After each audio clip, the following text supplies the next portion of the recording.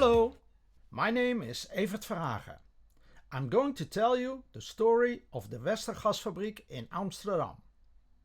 This is my story as I experienced it. The story is completely from my perspective.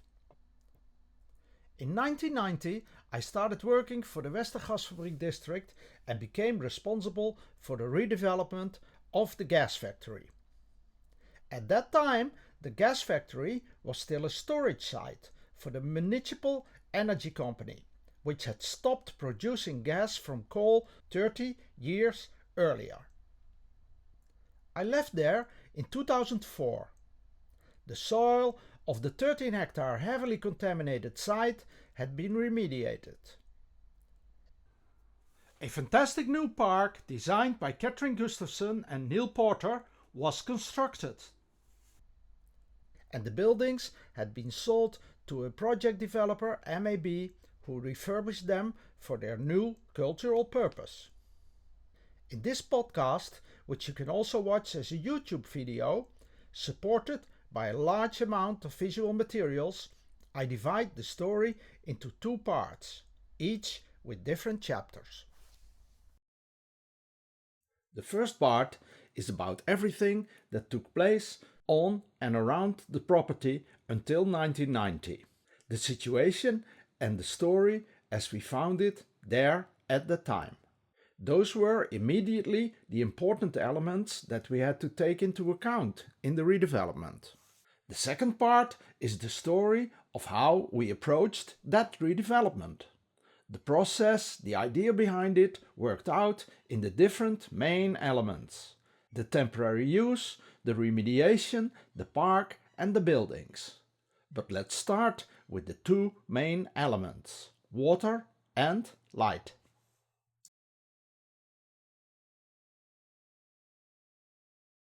There is not a city in the world that is not located on a river or a sea.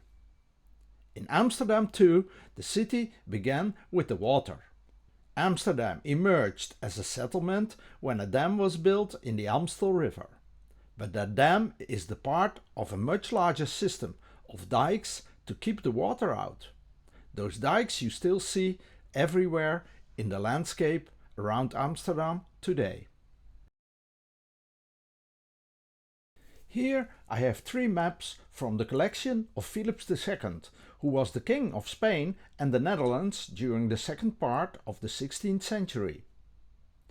On this 1560 map by Jacob van Deventer you can see Amsterdam as a small medieval city lying on the IJ River.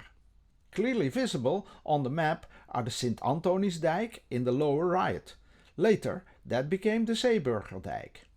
And the beginning of what is now the Spaarndammerdijk you can see in the upper left. Less than a century later, in 1640, a lot had already changed in Amsterdam, as can be seen on this map drawn by Balthasar Floris van Berkerode, published by Johan Blauw. At that time, Amsterdam was one of the richest cities in the world. Trade with the Far East by the United East India Company, the VOC, had begun, and attempts were also being made to establish trade with the now newly discovered continent, America, with the West India Company, the WIC. The construction of the canals had begun and the construction of the City Hall on Dam Square had also started. Following the ideas of Simon Stevin, the city was protected by moats and fortifications. On this map you can already see the Westerkerk. It was built between 1620 and 1630. With the construction of the canals and the Jordaan, the stronghold was moved to the west. And that is where you can still see it today. That's the beginning of the Haarlemmerweg and the beginning of the Spaarndammerstraat, on the other side of the water from the Haarlemmerplein. Of course, there were many more cities than just Amsterdam. The national government, for example, was in The Hague at the Binnenhof. And between The Hague and Amsterdam were important other cities such as Haarlem and Leiden. Goods were preferably transported by water. Therefore, a network of canals was built. These were called draught canals because there was always a path along them for the horse that had to pull the barge. Passengers could also travel on these barges. During the journey that businessmen and administrators made, you sat quietly on a boat. A lot more relaxing than walking or sitting in a bumping carriage. These barges were also important meeting places, and they sailed according to a very tight schedule. The canals themselves can still be found everywhere in the Dutch landscape. That network with those tow barges and draught canals existed for a very long time, from 1630 to 1830, which is 200 years. That's longer than its successor, the railroad network. On this 1770 map by Pieter Mol, we have already progressed a little further in time. That horizontal line in the middle that you can see very well is the Haarlemmer Trekvaart. And the more curved line above it, that is the Spaarndammer Dijk. That line that you see running from north to south is the border between the municipalities of Amsterdam and Sloten. What you can also see very well on this map is the huge number of windmills. These were used to keep things dry, but also for sawing wood, grinding grain, and for all kinds of other work in which they could be helpful. The Spaarndammer Dijk that you can just see so well on that map, you can still see in the landscape today. Here at the farm on the Spaarndammer Dijk, and a little further on at the industrial area towards Sloten. What you also saw marked on that 1770 map was the Overbraker polder. The presence of that dike and the construction of the later railroad network ensured that a piece of that Overbraker polder is still there, exactly as it has probably always been.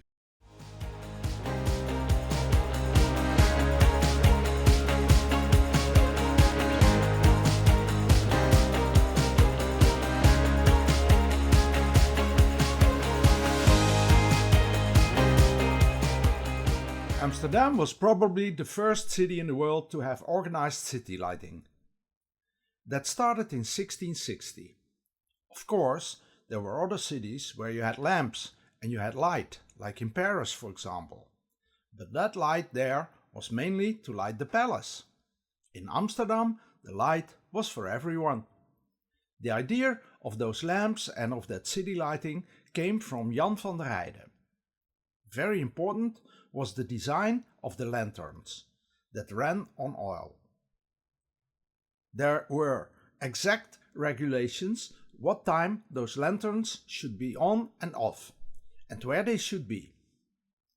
The oil that was used for the lanterns was grown in the surroundings of the city. Actually, a very ecological system. Because the city council liked Jan van der Heijden's idea for public lighting so much, they immediately made him director of the city lighting at the time. But Jan van der Heijden could also draw and paint very well, and he would invent a few other useful things in his lifetime, such as the fire hose, for example. This system with the city lights, where the lamps burned on vegetable oil, has existed for more than 200 years, comparable to the draft canals. It was impossible to use these kinds of lamps indoors. The oil was vegetable, but it was still contaminated. It also released bad fumes when burned, and that produced headaches indoors. Outdoors, the design of the lantern made this no problem. In later years, oil became cleaner and cleaner. People learned how to refine it. In the mid-19th century, gas lighting was introduced. With this, the substance to be burned was no longer vegetable, but this gas was made from coal. Even then, the city could be lit much more cleanly, with the turnip oil and the linseed. But the quantities of plants that had to be harvested to keep lighting the entire city was quite large. And the mills had to grind oil from it. Some thought it wiser even to opt for a more convenient and practical alternative. In those earlier years, gas extracted from coal was still very dirty. If you burn it indoors, it released a lot of toxic fumes. Later years, the gas stocking was invented and the gas itself became cleaner and cleaner. From then on, not only was the outdoor area lit, but even indoor lights could now be turned on. That advent of gas lighting at the beginning of the 19th century marked the start of the fossil era. Coal and iron ore were the main raw materials. In fact, extracting gas from coal also ensured that the residue of that coal, the cokes, enabled much higher combustion temperatures to be reached and thus made higher grade iron to be made. That iron could then be used to make locomotives, but also the rails on which the trains could run. It could also be used for the large steam engines that were now being used to power the much larger ocean liners. Eventually, those trains connected a lot of cities in Europe, and with the ocean liners, all areas of the world would be connected. One of the important results was that something like a European identity could emerge. Visiting other cities, as an end in itself, became accessible to many more people. But then, if you went to another city, there had to be something to visit. Train stations were built, museums were built, operas were built, and concert halls were built. Many more hotels and restaurants also came. The ocean liners would ensure that many more goods and people could begin to be transported between Europe and the new continent of America. And this in itself would trigger a mass migration of people from the old Europe to the new America.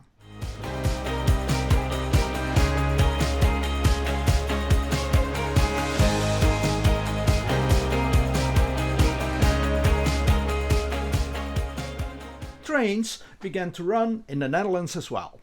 In 1839, the first iron railroad in the Netherlands was opened. It ran from Haarlem to Amsterdam. The railroad was built parallel to the Haarlemmer Trekvaart, and the first station was located just outside the Haarlemmer Poort, on the spot where the Westerpark is today. That Amsterdam station was soon moved, namely in 1843, to the Willemspoort, a little further east, about where the statue of Domela Nieuwenhuis today stands. And even though the railroad lines were considered very important, they were mainly situated where they were easiest to lay. And that was parallel to the water, along the banks of the river or just in the water, where there was nothing anyway. And that's something you still see all over the world. Railway lines blocking the view to the water. Head-end stations were built in many cities, such as in Paris and London. But in Berlin, for example, the railroad line still runs right through the city. In Amsterdam, a different solution was chosen. There, the railroad came to lie on a railroad embankment in the IJ and henceforth closed off the entire inner city from the open waterfront.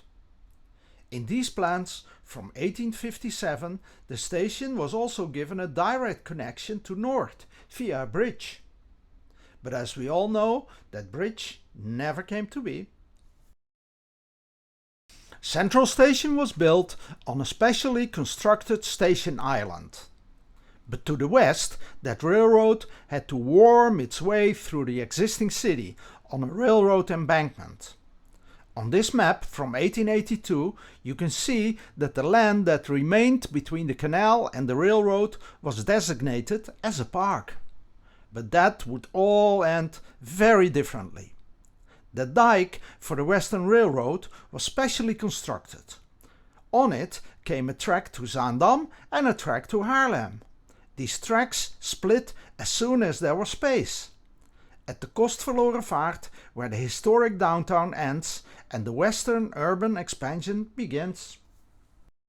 Also in these years, between 1865 and 1876, the North Sea Canal was dug, after which the port could move from the east side of the city to the west side.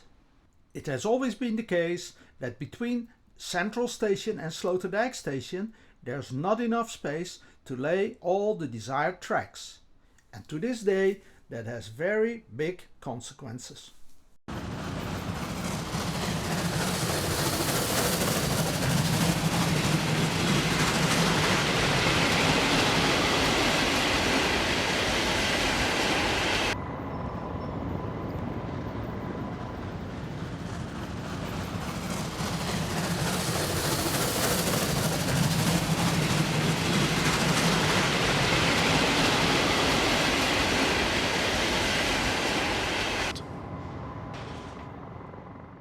In 1983, the railroad line was shifted again. A bicycle path could be built on the old railroad embankment that formed the northern boundary of the Westergasfabriek.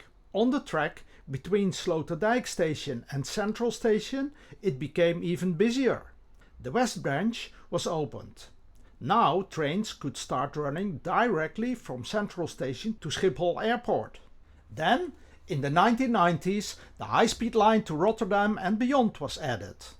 Those trains that should be able to travel very fast, for example the trains to London and Paris, did eventually get there. But in the Netherlands they are still not fast. And certainly not on the section between Amsterdam Central and Schiphol Airport. In this picture you can see the remnants of the previously mentioned Overbraker polder on the left. Also visible is the old railroad embankment. So now on that embankment is a bike path and a footpath on the border of the Westergasfabriek site.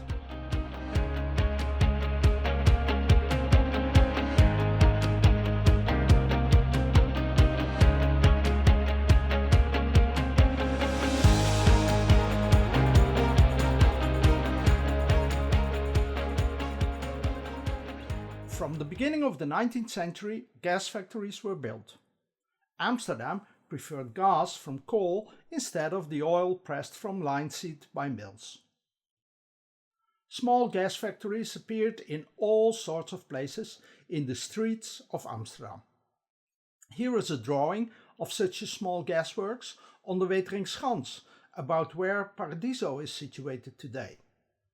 But these little gas plants all over the city, that was actually quite dangerous, and so that did meet with a lot of objections. They smelled, and worse, they could explode.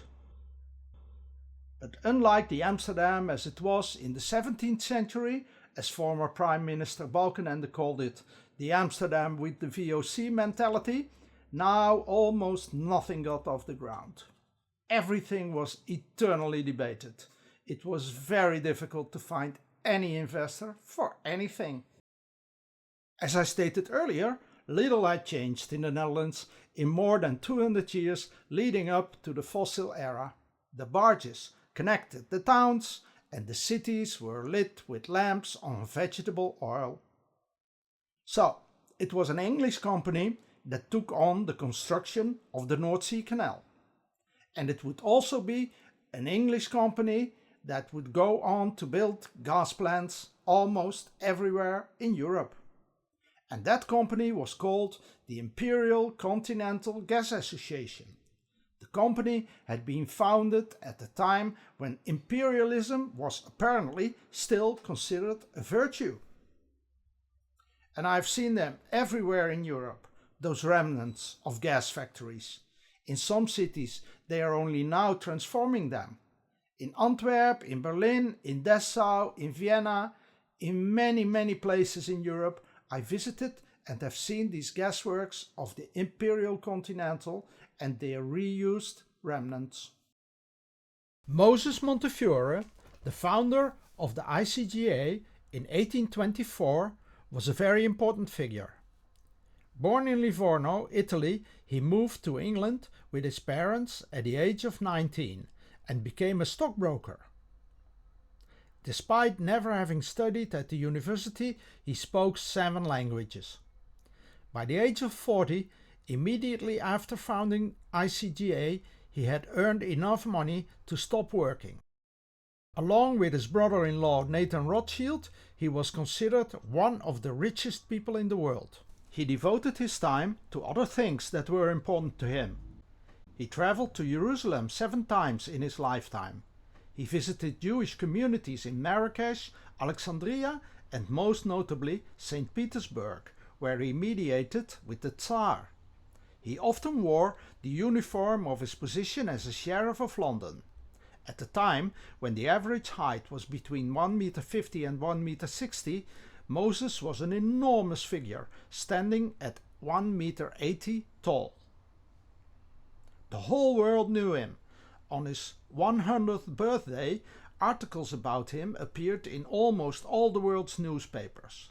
He was the founder of the ICGA. When he died at the age of 101, his fortune did not go to his children. He had none. He donated it to charity. He is buried near his house and synagogue, which he built on the rocks by the sea in Kent.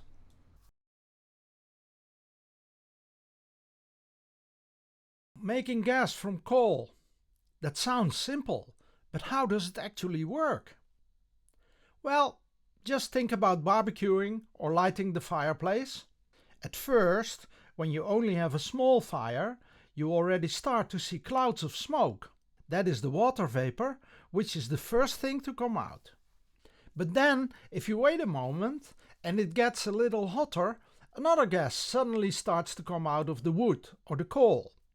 And that gas can burn and catch fire. So, if you put coal in a closed oven and you heat it up, the water vapor will also come out of the coal first. But then the gas will come out. If you can ensure that this gas does not burn but is collected, you will have coal gas. This coal gas is cleaned and stored. There is of course something that remains of the coal after the water vapor and the coal gas have been removed. This is called coke. Coke can also burn, but at a much higher temperature. This is why it is used in blast furnaces. If you have ever burned coke in an iron stove, you will have seen that the stove becomes red hot, as if the iron could melt. The process of releasing coal gas from the coal must be carefully controlled. You want to keep it a stable temperature, otherwise it could explode. For that you need water. Lots of water. Gasworks usually have a water tower. That coal gas also contains all kinds of toxic substances. These have to be removed before the gas can be sent to places where it can be burned. Let's follow that process. A fire is lit at the bottom left of the oven. This heats up the oven. Above it, in a sealed space, is the coal. The coal becomes so hot that the gas is released. The gas flows into a pipe and then passes through water into a condenser. The condenser is there to remove chemical substances from the gas. This is called the wet purification. Here the tar and the ammonia are removed. The gas is then sent on for dry purification. During dry purification, hydrogen sulfide is removed from the gas. This dry purification takes place in large boxes. They are called purification boxes. When the gas is finally clean enough, it is stored in a gas holder. The design of a gasworks therefore follows the steps in that production process. You can see that in this drawing. At the top right you can see a railway line. The wagons loaded with coal are unloaded at the factory where the furnaces are located and where the coal gas is produced. Below that is the water tower. And again below that are the two small buildings where the scrubbers are located. This is the wet purification process. Then there is a machine building. This is the building from which the process is controlled. Below it, the largest building is the purification building.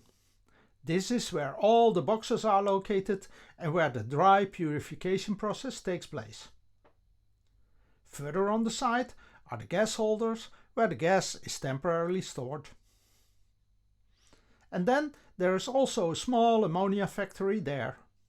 Nobody wants to be anywhere near that. It's dangerous stuff. And then there are the large pipes leading from the gas holders back along the quay. Those pipes end up at the regulator house. And the regulator building controls the amount of gas that goes into the city.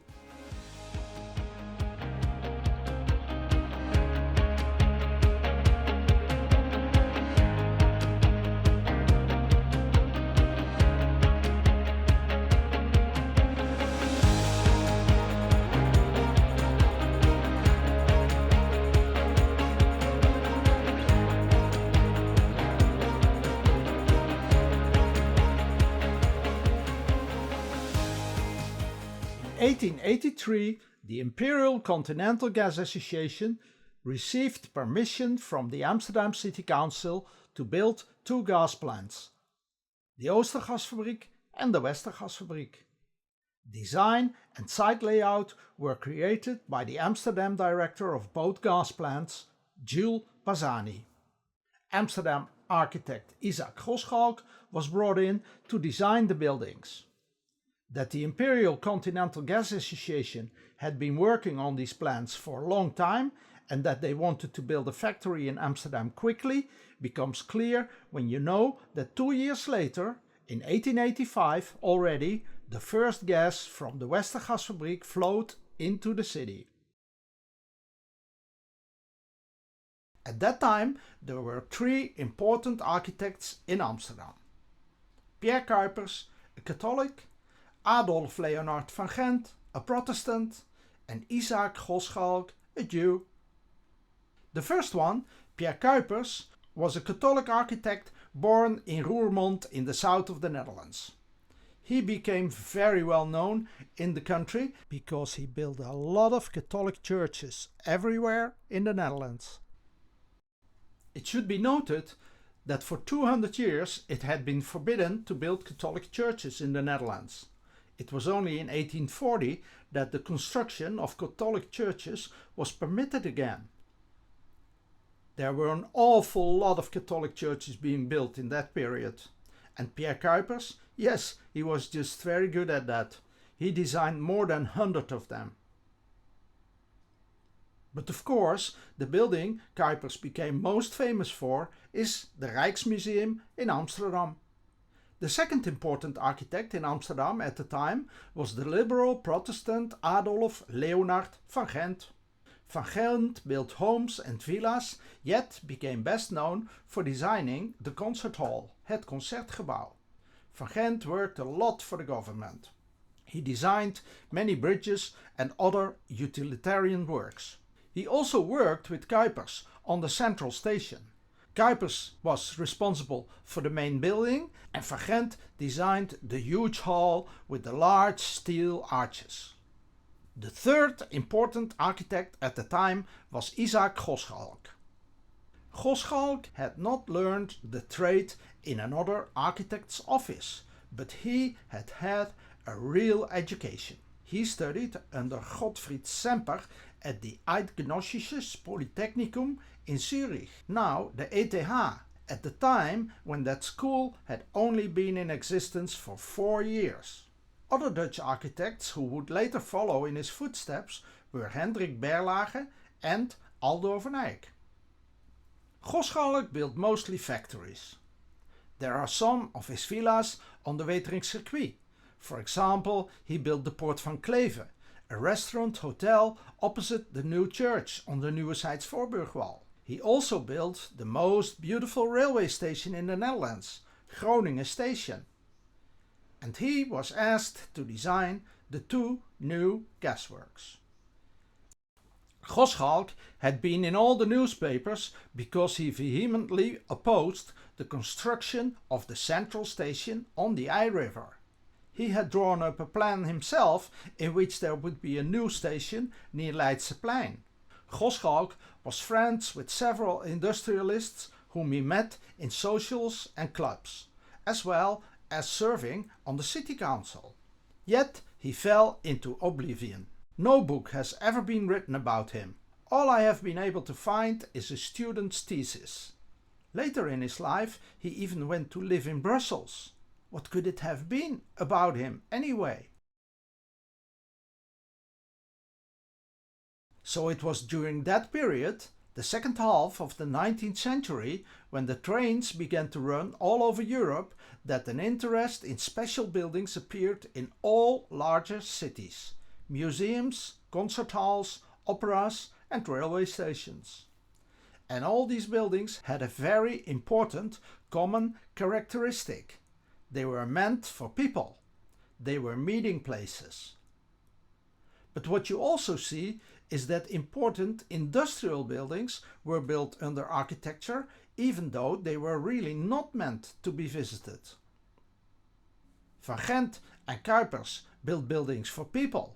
Gosschalk built buildings for machines.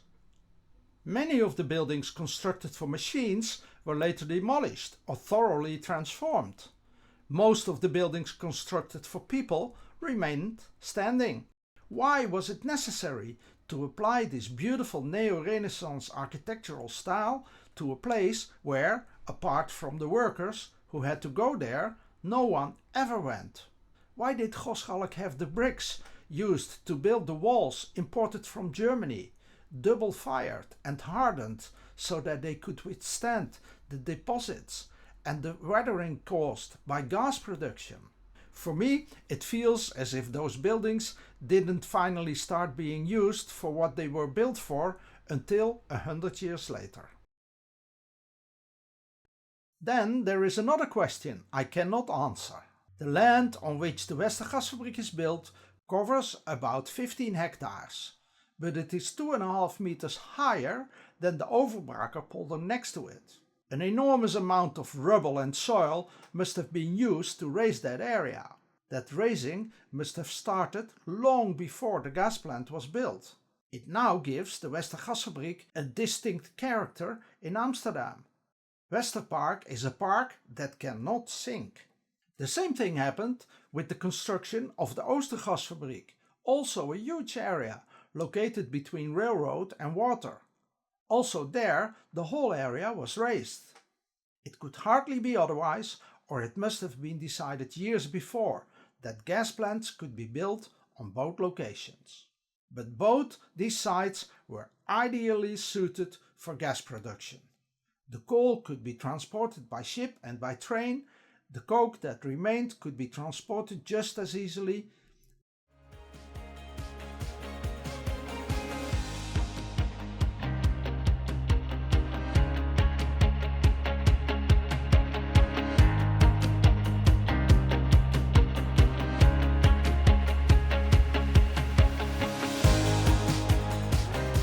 At the Oostergasfabriek, gas production ceased as early as 1923.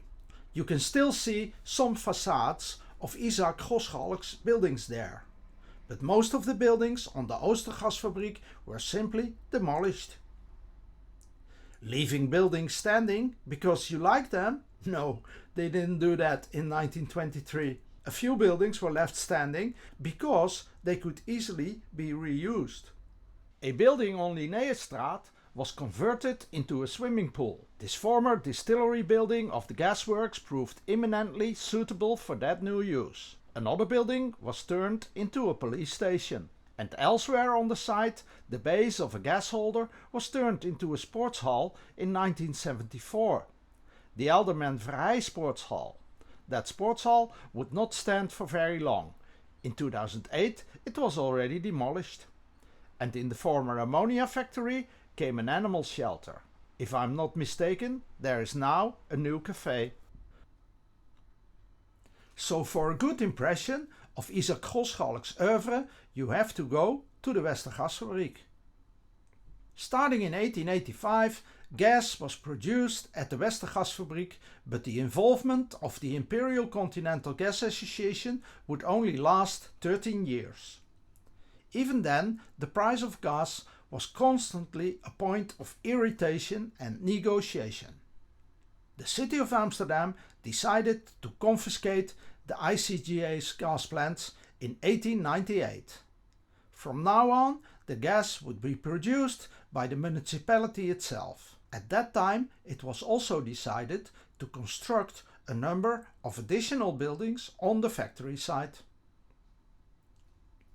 Near the ammonia plant came a new boiler house. Next to the Oostelijk Meterhuisje, opposite the purification building, also came a beautiful new boiler house, het Ketelhuis. They didn't need an architect like Isaac Gosschalk for that. The city of Amsterdam had its own public works department. The architects employed by the city of Amsterdam could do exactly what Isaac Gosschalk had done. Now let's take a look at the buildings on the Westergasfabriek grounds. First, the buildings from Gosschalk, then the buildings that were added later. When you cross the bridge over the Haarlemmertrekvaart from the Staatsliedenbuurt neighborhood, you first see the regulator building on the left, het regulateurshuis. Here the pressure and amount of gas flowing into the city was regulated. The two pipes through which that gas flowed into the city can still be seen in the basement of the building, where the toilets are now located. In the round addition, where the bakery store is now, was the sales office for coke to individuals. Here the inhabitants of Amsterdam could buy coke if they wanted to heat their stove nice and warm in winter. Iconic to the Westergasfabriek is, of course, the purification building located parallel to the Haarlemmertrekvaart canal. This is where the dry purification of gas took place. The purification building is 200 meters long and the spaces are mirrored both lengthwise and widthwise. This is where you can best admire Gosschalk's craftsmanship. If you have ever visited one of those purification halls, you have been able to see a color change in the walls at about 2,50 meters in height. This is where the floor was on which the total of 32 purification boxes were located. 16 in each purification hall. These boxes were filled with iron oxide and quicklime. With these, the sulfur was removed from the gas and bound to the iron oxide. There, above those coffins, above that floor, in that magnificent Gosschalk designed space, there are beautiful arched windows, and you have a brilliant light, as can still be experienced today in the purification stories. But no one ever came into that room. If after more than a year the iron soil in such a chest was saturated, the chest was hoisted up so that the saturated iron soil lay in a thick layer on the floor of that purification hall. The wind then blew through it, and the sulfur air that blew away into the city. Sometimes that sulfur could spontaneously catch fire, and then you had a thick yellow-brown choking smoke. In the two side aisles were the regeneration rooms, where the sulfur could be released. There was no glass in those window openings at the time. Also located there, in the middle, was the lime extinguishing room. The workers at the gas plant who had to move that sulfur-saturated soil did that by hand, with a spade and with wheelbarrows. The light up there, that wasn't for them. They worked under that floor in the dark room. The entire roof of those two purification halls is supported by the so-called Polonceau trusses, named after Camille Polonceau, a French engineer who invented them. Their main function was that if an explosion occurred, only a section of the roof would fly off, and the rest of the building would simply remain standing. So, as beautiful as the architecture is, most of the buildings were really purely functional. Gosschalk turned it into something beautiful, with the beautiful bricks, the beautiful windows and the layouts of the facades. It must have had something to do with that in its description, monument preservationists, like today's visitors, were more interested in the beautiful rooms and architecture than in the story of the hell on earth that was on this site for decades. The machinegebouw, the machine building, was the center of the gas plant. The building had 4 rooms, and in most of them were suction and discharge pumps that caused liquids or gas if they had to be moved around the site to move. The machine building has Philibert trusses. These are lightweight iron-made trusses that can provide a large span. Here in this building they are nice for all to see. The boiler house broke the symmetrical layout of the site. Inside it consists of one large undivided space. Next to the boiler house was a 30-meter high chimney, but that has since disappeared. The West Meter House as well as the East Meter House are the 2 small buildings that flank the machine building. They both have a beautiful wooden roof with Philibert trusses. Those meter houses housed the gas pressure gauges that monitored the process of gas manufacture and storage across the site. A little bit further to the west you will find the 2 bosses' houses. These houses were built for the supervisors of the factory. They had a living room, a bedroom and a kitchen on the ground floor and 2 bedrooms in the attic. The 2 bosses' houses also both had a very nice garden, like a kind of oasis on the grounds. During the redevelopment phase of the gas plant in the 1990s, we held offices there. This is where it was all conceived. Lisbeth Jansen and her team, who were responsible for temporary use in the Western Boss's house, and my team and I responsible for remediation, the buildings, the park and the money in the Eastern Boss's house. Further, on the far west side of the site, you can find the Regulateurshuis 2, which was built in 1905. Here you don't see that hard brick of Gosschalk, and it becomes absolutely clear what happens to a Dutch brick after decades of gas manufacturing. Everything turns black and brown. The original ammonia factory was demolished as early as 1933.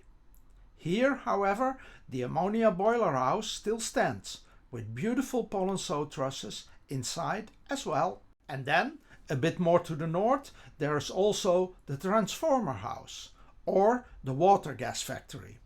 It was said of this that it did not need to be listed because it was considered a hodgepodge of different architecture. Every time the building was given a different function, it was rebuilt. This is exactly what I found so interesting about that building.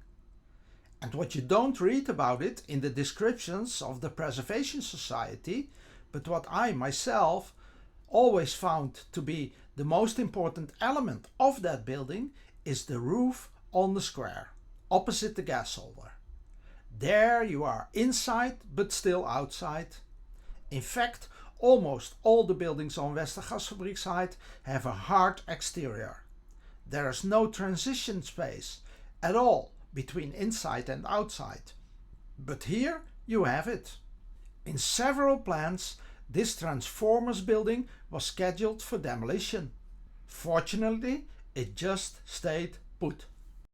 Then there, near the two gas holder ponds and behind the big gas holder, is the Ketelhuis 9. This small building was also designed by Gosschalk in 1885. There were so many modifications to this building over time that architecturally it may not be very significant, but again, as part of the original complex, it is very significant. And on the other side of the transformer building, and now part of the building for the Sporting West Korfbouw Club, was the ladder house. When the buildings were transferred to the city by the energy company in 1992, we gave a new name at the time to every building that didn't already have a name. Ladders were stored here, hence ladder house. On the east side of the site, separating it from the old Wester Park, are the workshop building with the office building and the assistant engineer's house attached to it.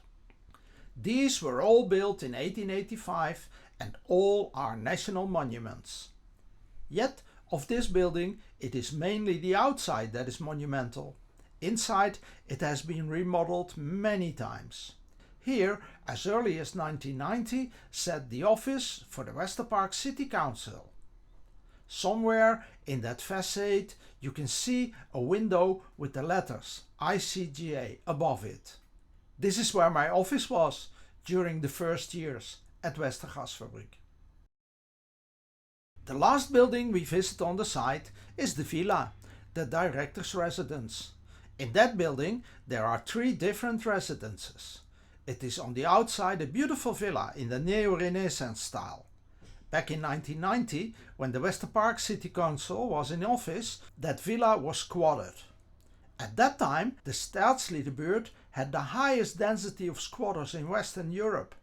With that squatting of that villa, we had been warned.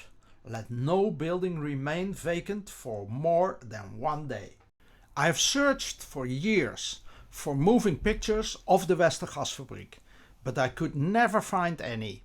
Finally, I looked at some DVDs in the series Amsterdam Through the Ages and found this short clip filmed from above the gas holder. You can see the Spaarnammerbuurt, you can see the Staatsledenbuurt, and as far as it is possible from that position, you can see the Westergasfabriek in action.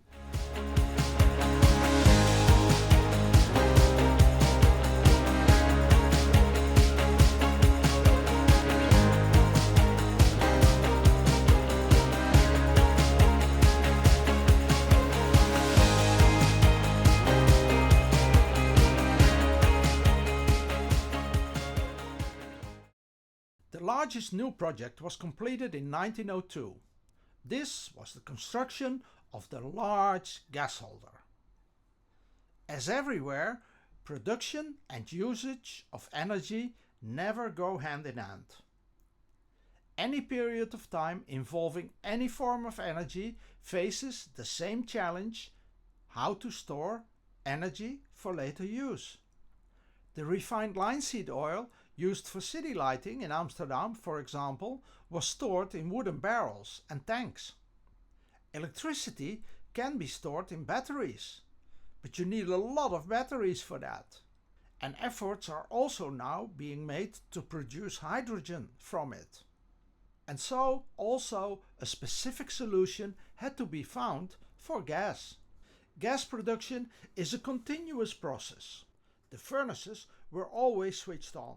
Production never stopped. However, gas consumption was much lower at night or at the weekend than during the day. As the Westergasfabriek produced more gas than any other gasworks in Amsterdam, every available space was used for storage. And this included storage of coke and ammonia, but above all, storage of gas. Now, a gas holder or a gas tank is a large round tank. The tank has a discus inside, so to speak. The idea is that if you could make the gas holders taller or shorter, you could store much more gas. Think of a bicycle pump. 3 large gas holders were built in the strip next to the Haarlemmertrekvaart Canal. But most of their construction was underground. You couldn't see much of it above ground. 2 of those gas holder constructions have been preserved, and those are the 2 gas holder ponds. Around the turn of the century, it became clear that significantly more storage capacity was needed for gas. Then the company Kleune from Düsseldorf was asked to build Europe's then largest gas holder. Digging a hole, as had been done for the other gas holders, was no longer an option. So it was then decided to build a huge foundation of brick above the ground.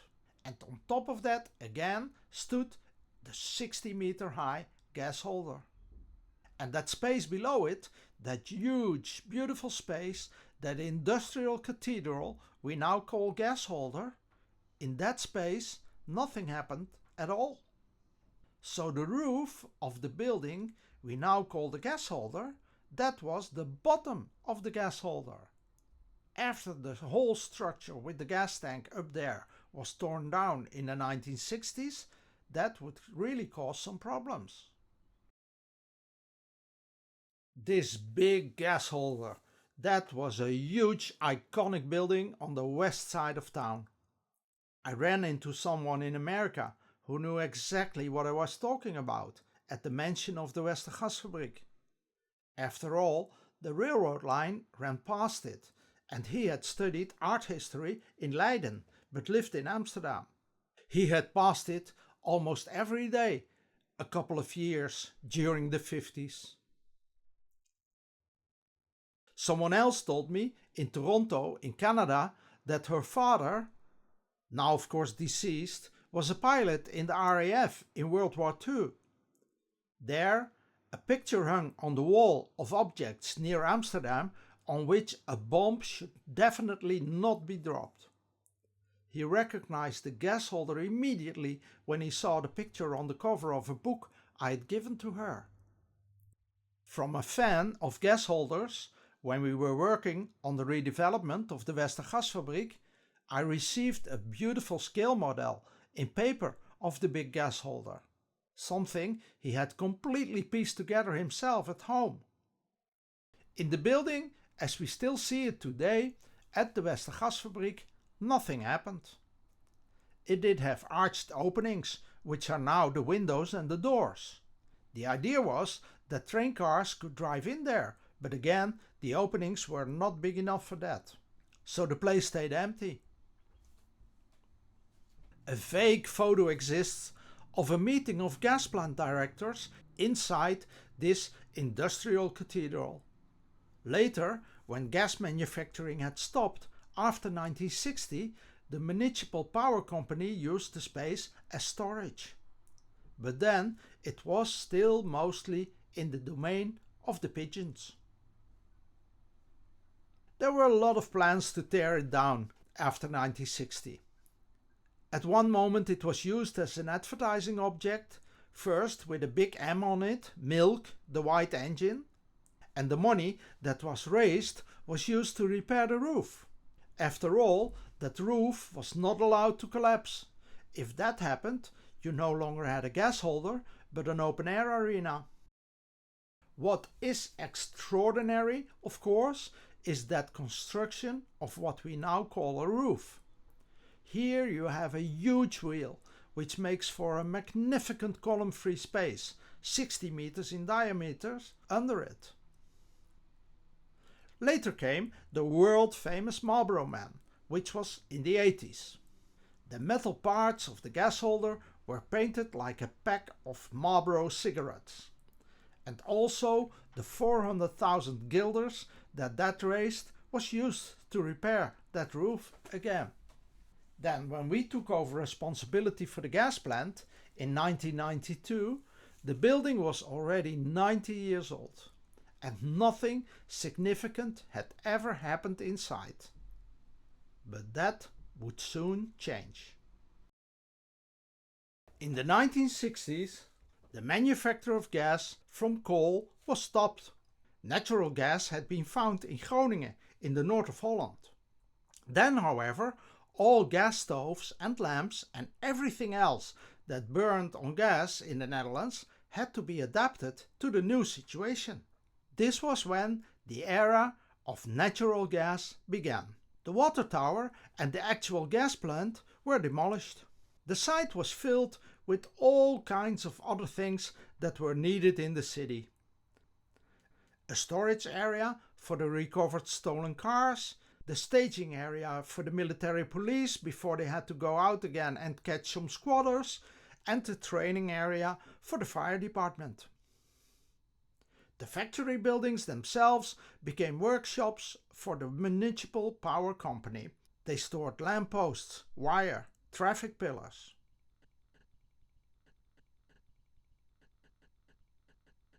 There were also many modifications to the buildings made that would be difficult to reverse later. Huge passages were created in the buildings so that trucks could enter and exit. The buildings were not yet listed, and if anything had to be done on the electrics, the employees simply did it themselves. No, it was not necessary to keep drawings of that. Another example. The property was also connected to the water supply with a tiny pipe. After all, they had their own water tower. But now that water main was dead end. The water was almost always at standstill.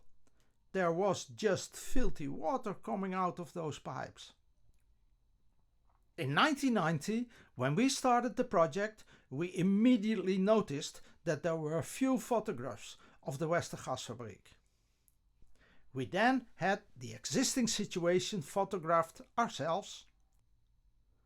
We also wanted to have pictures of the employees of the municipal energy company at the time, who were still working on the site. Here you can see them.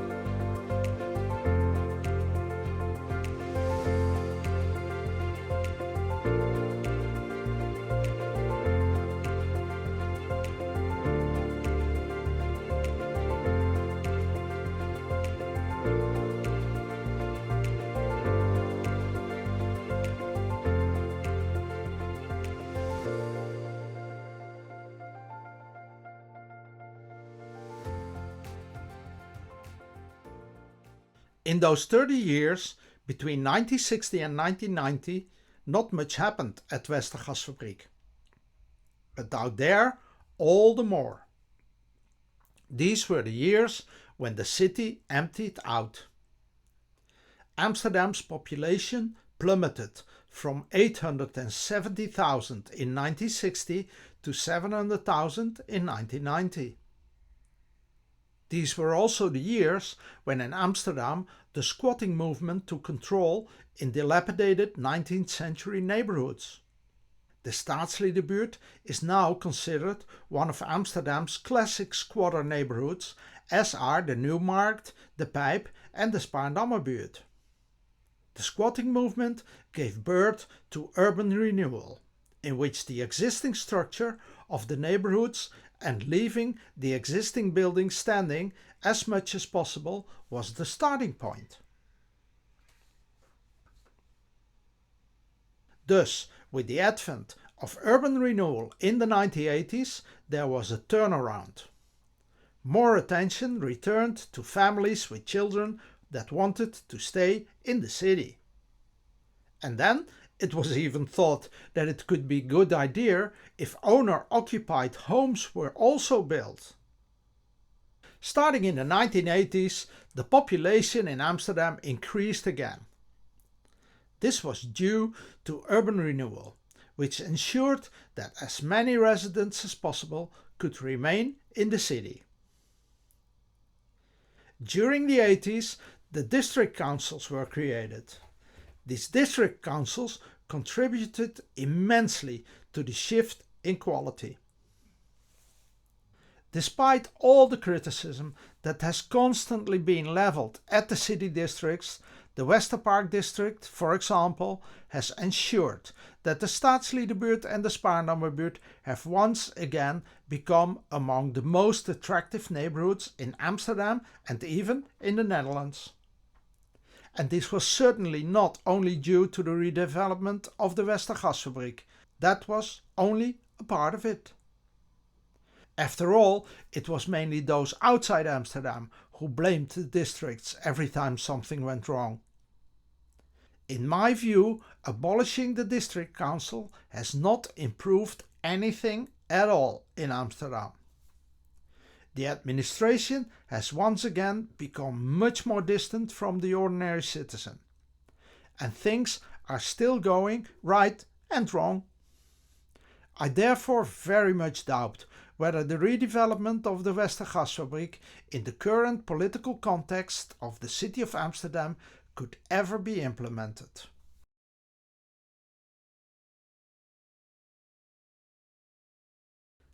Amsterdam has never really been a green city. For centuries, building housing has been far preferable to building high-quality green infrastructure. All the beautiful parks and all other city greenery of the highest quality are in Amsterdam South. Not surprisingly, this is the most attractive district of the Netherlands with the highest square meter prices. The construction of Vondelspark was not an idea of the city of Amsterdam, but a few entrepreneurs who later built their villas in the adjacent streets, naming the streets after themselves for convenience. When large-scale renovation and restoration of the Vondelpark was needed, they donated the park to the municipality. Significantly more money was then put into the restoration of the Vondelpark in all these years than ever went into the construction of Westerpark or any other park in Amsterdam. Vondelpark has always been the big black money hole. The construction of parks in Amsterdam and any other urban green spaces is still on a very low priority. I myself had the opportunity to work on two large green projects in the city of Amsterdam after Westergasfabriek, the Noorderpark and the Sport Axis. We started working on the Noorderpark in 2004 and the works are still not finished today. The money that was needed to build it just never came. With the Sport Axis it was even worse. After being launched with great enthusiasm in 2012, the project was expertly wiped out in a subsequent official reorganization. After that, we never heard anything more about it.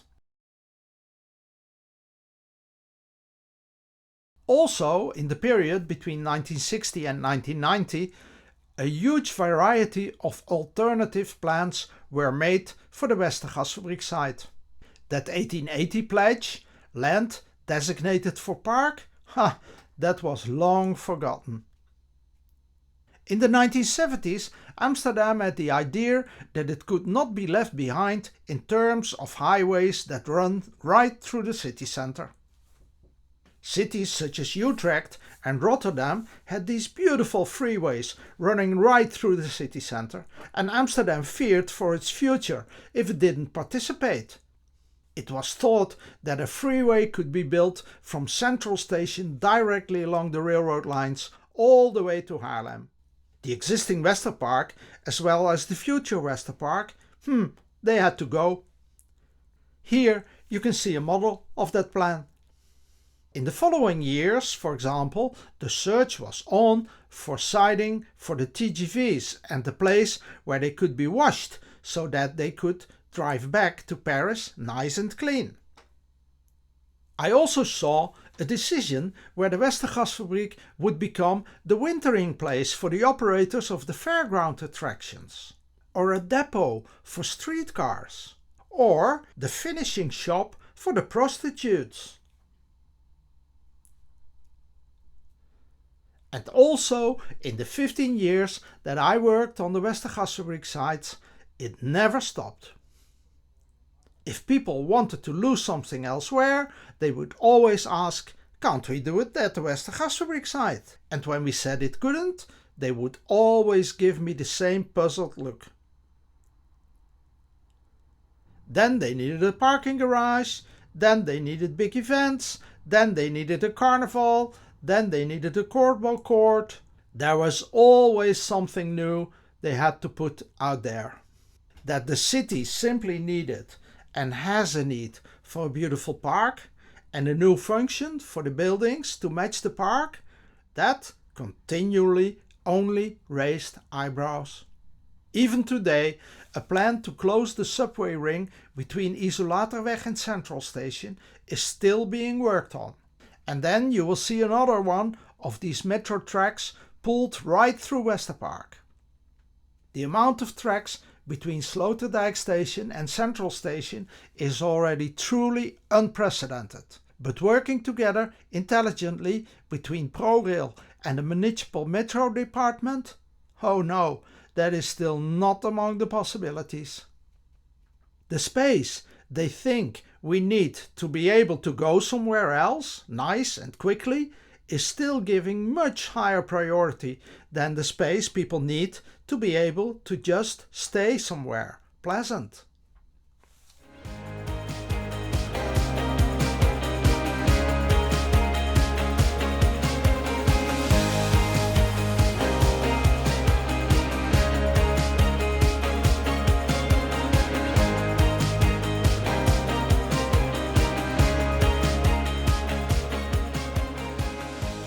In the end, it was the contamination of the land that made the construction of the park possible. Here's the thing. There was a plan in the 1970s to organize a Floriade, a park event, at the Westergasfabriek with simultaneous construction of a new park. That was when I myself first heard of the Westergasfabriek. It was around 1980 when I was a duo city councillor for the PSP, a small leftist pacifist party in the Amsterdam City Council. I was concerned with municipal businesses and the environment. We then were shown a report expressing surprise that contamination had been found at the Westergasfabriek. After 80 years of gas manufacturing, it was one of the most contaminated places in the Netherlands. The Westergasfabriek had to share that honor with several other sites. After decades of dumping chemical waste on the Diemersee dike and burning it there, it was heavily contaminated there too. And then also hundreds of barrels of chemical waste were found at the Volgemeerpolder, just above Amsterdam, near Broek in Waterland. The Volgemeerpolder, the Diemersee dijk and the Westergasfabriek, they were all in the top 5 of most contaminated places in the Netherlands. Of course, there was talk of cleaning up the heavily contaminated site, but it was calculated that this would cost 500 million guilders, the most expensive cleanup in the Netherlands ever. All the soil had to be excavated to a depth of 13 meters and the hole filled with clean soil. When I asked what should be done with the buildings, no one had really thought about that. Demolishing as many buildings as possible, I heard. Fewer buildings, lower costs, more park. That was the idea. No one could tell me where the enormous amount of contaminated soil would go after excavation. And then, where the enormous amount of clean soil would come from, nobody knew.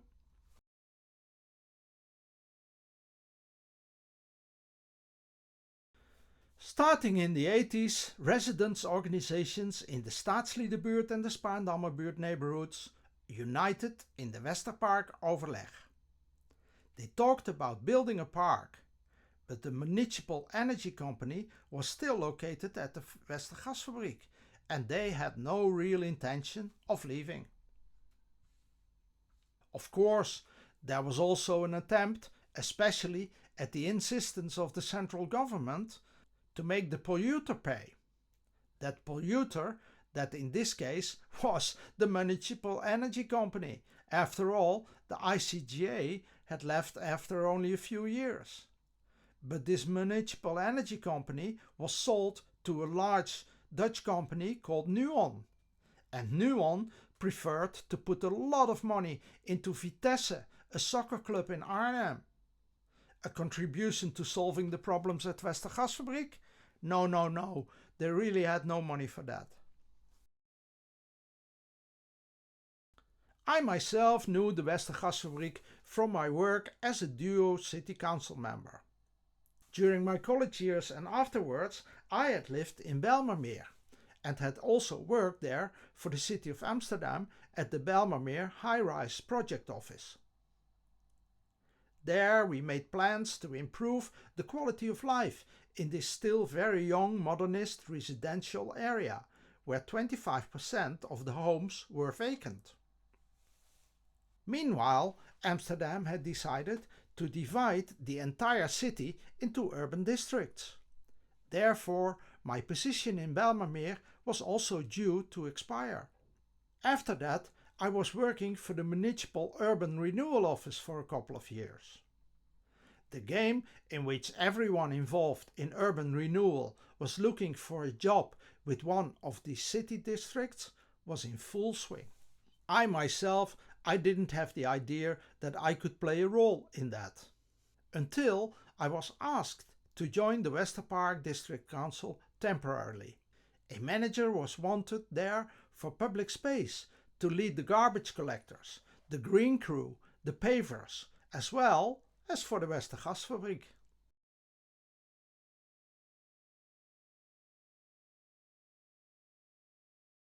That project, frankly, didn't amount to much at the time. There was a fence around it. Even I wasn't allowed to go there.